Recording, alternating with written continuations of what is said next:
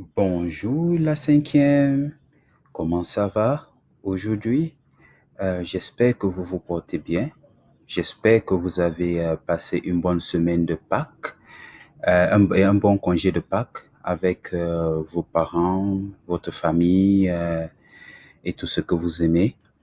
Euh, et j'espère que vous avez fait de bonnes activités aussi et que que vous arrivez à vous amuser même en étant à la maison. Donc, aujourd'hui, nous allons continuer notre leçon de chimie, notre unité de chimie. Et euh, notre leçon d'aujourd'hui va porter sur les mélanges. Donc, aujourd'hui, nous allons mélanger différentes sortes de matières. Et vous vous souvenez que la dernière activité que vous avez faite, nous avons appris les différents états de la matière. Parmi ces états, il y avait l'état solide. Ici, c'est la façon dont les atomes sont dans l'état solide. Il y avait l'état, et comme exemple, je vous ai mis ici de la farine avec du pain, ici. Il y avait l'état liquide. Ça, c'est la façon dont les atomes sont dans l'état liquide. On peut voir la différence ici. Ils sont un peu moins concentrés. Comme exemple d'état liquide, je vous ai mis du lait. Et ensuite, nous avons l'état gazeux. Un nuage, ici, ça peut aussi être l'oxygène, ça veut dire l'air que nous respirons. Ok, bon, comme je l'ai dit, nous allons apprendre à mélanger les différentes sortes de mélanges.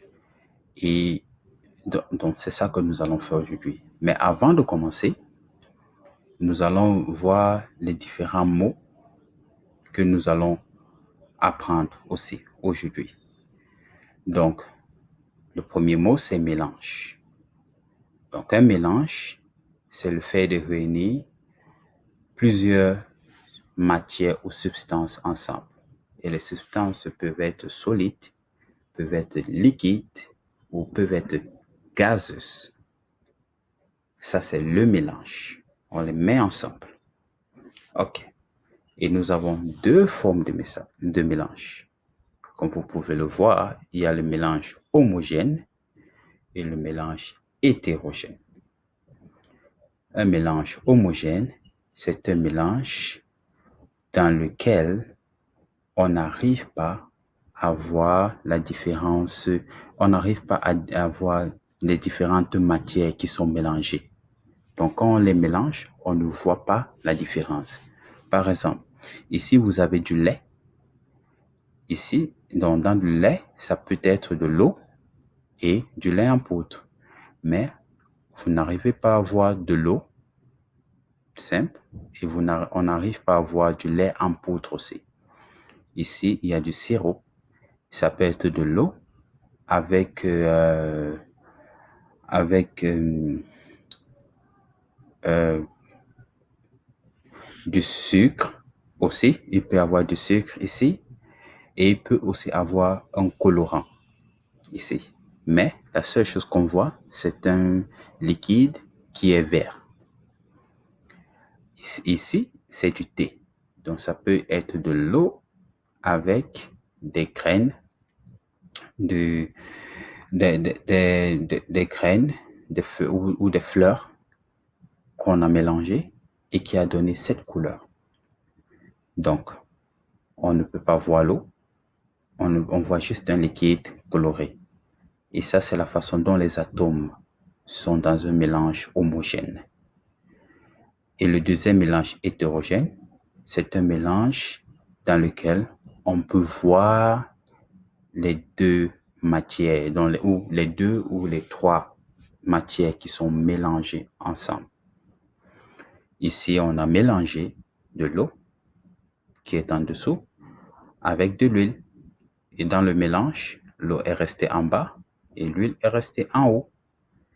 Et c'est la façon dont vous pouvez voir les atomes. On voit la différence ici. Ça peut se voir avec nos yeux aussi. OK.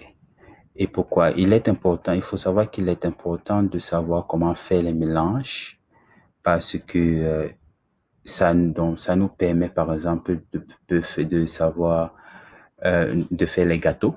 Parce que je pense que parmi nous, il y en a plusieurs qui on aime faire les gâteaux. Et ça nous permet aussi peut-être de faire notre café le matin. Donc, c'est à ça que les mélanges nous servent. Donc, il faut savoir quoi nous voulons mélanger pour avoir ce que nous cherchons, en fait. Donc, je vous ai mis des exemples ici. Ensuite, ça c'est un exemple de mélange homogène avec un solide qui est le lait en poudre et un liquide qui est de l'eau. Ça donne ceci, comme du lait que vous pouvez trouver dans votre frigo à la maison. On ne voit pas la différence ici. C'est pour ça que le mélange, il est homogène. OK. Et ici, ça c'est un mélange liquide, mais plutôt, et maintenant ça va donner le résultat, ce sera un mélange homogène. Dans le liquide, c'est l'huile. Le deuxième liquide, c'est l'eau. Mis dans un contenant. L'eau est en bas. L'huile est en haut. Hétérogène, parce qu'on peut voir l'eau et l'huile. Et le prochain, et le dernier exemple, c'est un mélange de solide et de solide. Le premier solide, c'est de la farine. Le deuxième solide, c'est du café. Je les mélange et on obtient ceci. Ceci, c'est hétérogène parce que vous pouvez voir la couleur de la farine blanche et on peut voir la couleur marron du café. En dessous, on peut voir les deux matières. OK.